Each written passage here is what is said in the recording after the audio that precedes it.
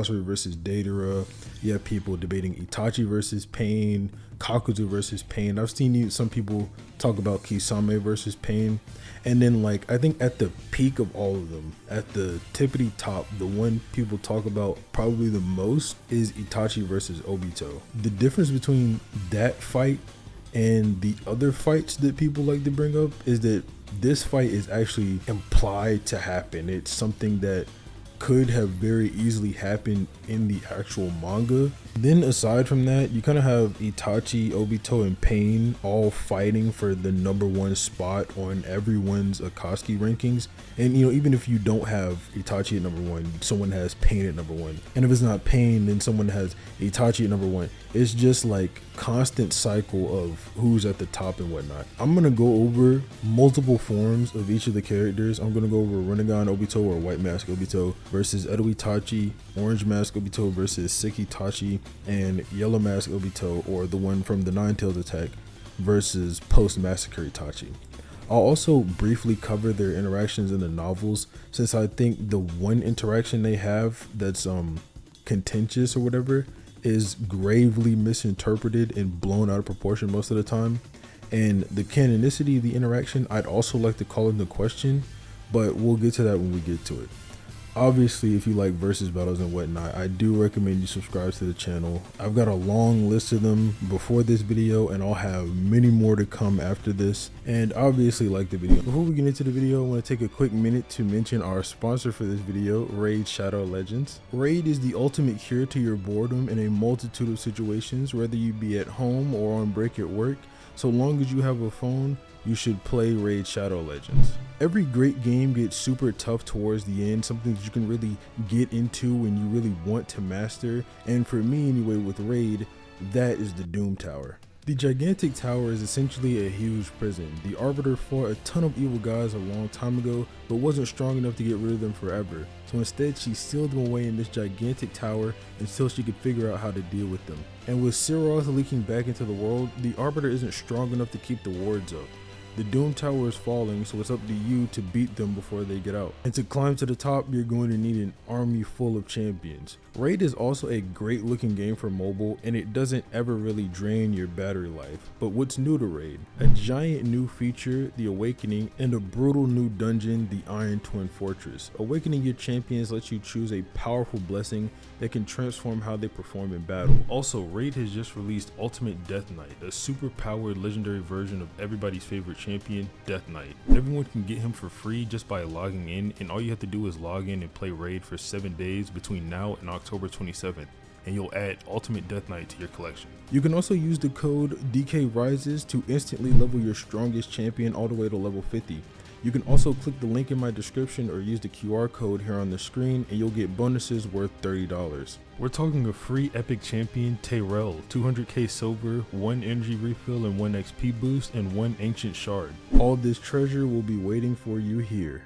Another thing I want to touch on would be Itachi versus Juubito. Now, I don't think Itachi wins this, and I don't think a lot of sensible people do, but the argument for it is there, and I've seen enough people rep it that I think I should comment on it and debunk it, basically. And that's exactly what we'll start here with this video. We'll start with the, you can call it the debunk section.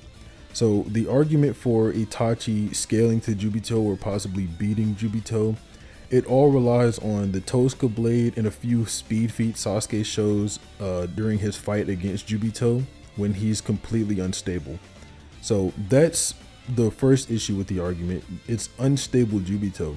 Juubito has a fluctuating power level when he's unstable because of him being unstable. It's literally like a mental nerf. Think of it how when people get their emotions riled up in Naruto and they can get stronger, or when you get depressed in Naruto and you can be caught slipping like how Hiruzen was against Orochimaru because you're just weaker when you're in a depressed state. That's just how chakra is. Even Karin comments on how when people lie in Naruto, their chakra actually gets muddy. Chakra is actually heavily linked to your mental state. And Obito in this form literally can't think straight. And it's debatable if Obito is even the one at the wheel whenever he's unstable Juubito. And what I mean by at the wheel is like obviously in control of the body, because B and Gyuki seem to think that the Ten Tails is what's in control of Obito. And it sort of makes sense when you think about it, because even whenever Minato calls Obito's name and he's in this little mindless state or whatever, and he does the little question mark, like he says his name, but it's very scattered and with a question mark at the end, almost like he doesn't know who himself is. And it kind of just supports the whole idea that B and Gyuki had, that it's kind of the Ten Tails that's at the wheel and controlling Obito's body. So yeah, that's just strike number one. Like the argument's bad for that reason. Obito is unstable. He's got a fluctuating power level. And then two, what Sasuke actually does is use his Susanoo to block a True Secret Orb. I don't think I'm the first one to cover this, but if you never heard, the True Secret Orbs don't actually scale to the user in terms of speed. The True Secret Orbs are actually just massively slower than the user. A couple examples of this would be Madara was able to speed blitz Sage Minato and kick his arm off and just beat him up. And then whenever Minato goes in front of Madara's True Secret Orbs in front of 8th Gate Guy, he literally just outspeeds them. And you can actually use the literal current argument we're talking about to say that Sasuke doesn't scale to Juubito and the True Secret Orbs do scale to Sasuke, because right after Sasuke blocks it, Juubito literally speed blitzes him and Naruto and grabs their faces. So overall, this is just a terrible argument. Even if you do want to say the True Secret Orbs scale to the user in speed, it literally demonstrates the argument I said earlier, where the unstable Juubito just has a fluctuating power level, where one time Sasuke could react, other time he couldn't react. The next thing to touch up on is just the novel scan or the novel interaction between Itachi and Obito. Now I will call out that the canonicity of this statement, like I mentioned during the intro, is a bit wonky, since this interaction is completely different in both the manga and anime counterparts of what this scene should be. So take this with a grain of salt. But if you do think the novels are canon, like I know a lot of people do, this scan is still kind of misinterpreted. So I'll just read the scan word for word, and then I'll have it on screen as well so everyone else can read along, make sure I'm not messing up anything if anyone thinks I'm lying or whatever. So it says, I have conditions. Itachi cut through Madara's arrogant attitude. He'll help get revenge on the Uchiha clan. In exchange, Obito, or who he thinks is Madara, he doesn't lay a hand on the village or Sasuke. That much is congruent with the manga. We know Itachi made that deal to keep Obito away from Konoha and Sasuke. That part is fine. Then it says that Madara, or Obito, laughed at Itachi and cocked his head to the side and asked, "And what if I were to refuse?" Then Itachi replies, "If you refuse this request, then you and I are enemies." Obito asks, "Could you kill me?" Itachi says, "It's not a matter of whether I could or not, I will kill you." And then it says, silence enveloped them. There was no bloodlust in either of their auras. They were exchanging dangerous words. And this is where people tend to get the implication that Itachi is relative to this 20-year-old Obito, since it says that they both acknowledged each other as opponents. The surrounding context here doesn't really support this being a power thing, since it does say that neither of their auras had any bloodlust in them. I don't think that they were legitimately about to fight one another. I think when it says that they acknowledge each other as opponents, it's just saying that Obito sees that he's going to have to fight Itachi if he stands on this side, and Itachi's doing the same thing, just in reverse. Itachi does have his Mangekyo at this point, like he's able to use Tsukiyomi and Amaterasu, but he's much less experienced with it than Obito is with using Kamui, considering Obito has now had his Mangekyo for around 7 or 8 years, and Itachi's only had his for around a week or so, something like that. He doesn't even really show too good of prowess with Tsukiyomi until the night of the Uchiha massacre, which is a couple days after this, which maybe you can imply he was doing some type of training with his Mangekyo or something like that. And he's also getting stronger during the massacre from all of these heavy emotions that he's feeling. Like Tobirama says, that stuff just all helps power the Sharingan. So I don't really think that Itachi would be able to take out Obito at this stage at all. He doesn't even show the capability of using Amaterasu until after this, so I can't give Itachi the win over 14-year-old Obito. I know that the statement and situation we're referencing here is 20-year-old Obito, but if anything, 14-year-old Obito is more dangerous in combat considering he has the chains with him, and that if he runs at Itachi with the chains similar as what he did with Minato, Itachi has no escape for that. He has no flying Raijin to escape.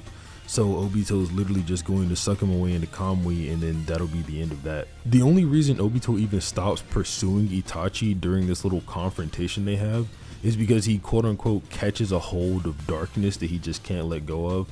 Like what Madara said to Obito, basically teaching him to manipulate people, manipulate the darkness inside of them. If they don't have any, you should create some of your own. He essentially caught hold of that in Itachi, and then he just wanted to exploit it the best that he could. And regardless, like I said earlier, the canonicity of that statement is wonky anyway.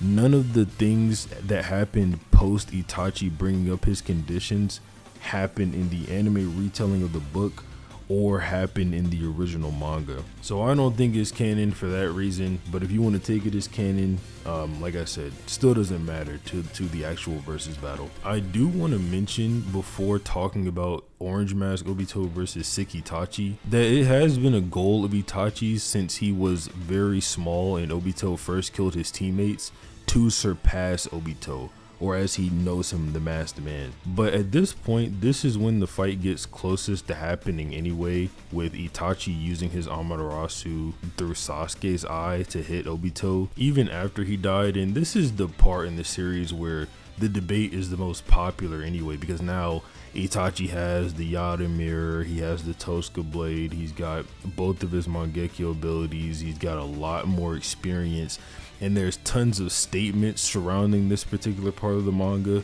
that people like to bring up to either downplay Itachi or Obito. And I'm just going to talk about basically all of them, at least all of them that I can find and think of. The first issue being whether or not Obito actually died whenever Itachi hit him with Amaterasu from Sasuke's eye. This part isn't too important to the overall battle, and I don't think that the outcome, whether he died or not, or if he slipped through it with Kamui, I don't think it too much matters to the overall battle, but people like to have tons of debates on it. There is this one statement in Data Book 3 that implies that Obito did slip through it using Kamui, but the same statement you could also use to imply that he used Izanagi in order to revive himself. The section is titled The Mystery of His Power, and this is how it reads. No one knows the extent of Madara's true powers. No member of the Akatsuki has ever seen them. Only during a rare battle has he ever left traces of his jutsu. He has the power to deflect all offensive attacks, his body unscathed due to Itachi's Amaterasu, and vanish through the air as though transcending into space. The problem with this statement is it doesn't point to a specific interpretation of how Obito was able to avoid the Amaterasu. The title of this whole paragraph is The Mystery of His Power, in which Izanagi and Kamui both fall into that category at this point. And they also both fall into the category of deflecting offensive attacks. So it's hard to draw a definitive conclusion on this. I will say Obito does mention, and this will be getting into another statement that's commonly brought up with this debate, but Obito does mention that if he didn't keep some secrets from Itachi, he does think that Itachi would have killed him. I think this statement is fairly nuclear. I'm not gonna lie, I think it definitely implies that if Obito was to fight Itachi at this point in the series, Itachi would have killed him. There's also another thing that I think makes this fairly consistent, that being Obito and Itachi's pact to not go after Konoha whenever Obito did agree to help Itachi out. I don't think he planned to uphold this pact originally, but then he started to uphold it until Itachi died, which is why after Itachi died is when he went after Sasuke, and he said to Zetsu that he no longer has to keep his pact with Itachi, that Konoha is off limits, and that's when he sends Pain after Konoha and all of that. But yeah, I do think it's fairly consistent, at least at this point, to say that Itachi could beat Obito. Although I'm not gonna lie, it would be kind of hard for me to tell you how exactly he would do that. part of me would like to say that an Amaterasu could maybe get Obito dead 2 times, if you think that he used the Izanagi to escape the last one. But like I said before, that's sort of too vague. So it really does put it in this weird situation where I do think Itachi would win, but I don't know how he would win. And then Obito, obviously his win con is always fairly clear. It would just be Kamui.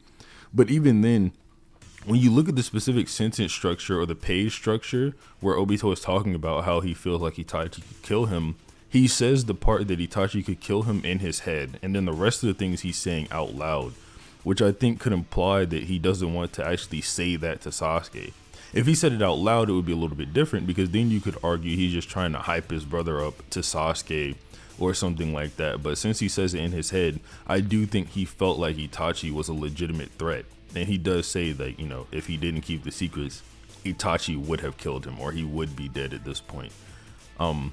You can maybe possibly make some arguments about how the Yada mirror would interact with Kamui, and maybe it would neg the fact that Obito could go intangible, or maybe the Totsuka blade wouldn't proc the intangibility on Kamui and he could get him with that, or something along those lines.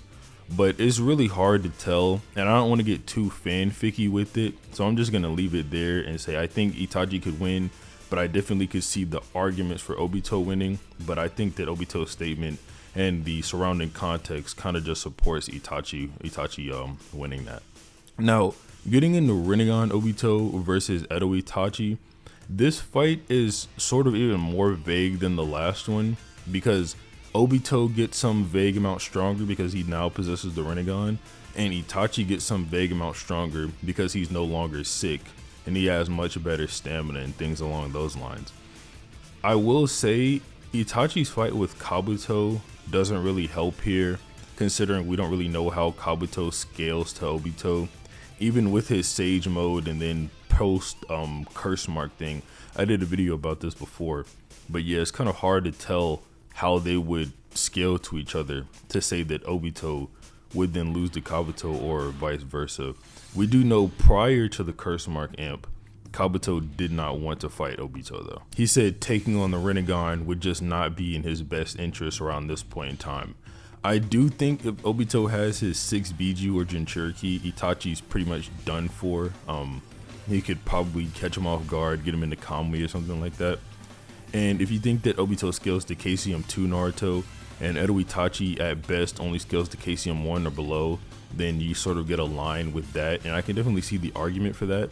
However, I don't think that Itachi scales to KCM 1 Naruto. I think he scales quite a bit above, even through the EMS Sasuke thing, if you think that he still scales to EMS Sasuke during the Juubito fight and whatnot. But yeah, that's gonna wrap it up for this video. I think I've said everything I can on this topic. It is sort of vague, but yeah, I hope everyone enjoyed. Like and subscribe, and have a nice day.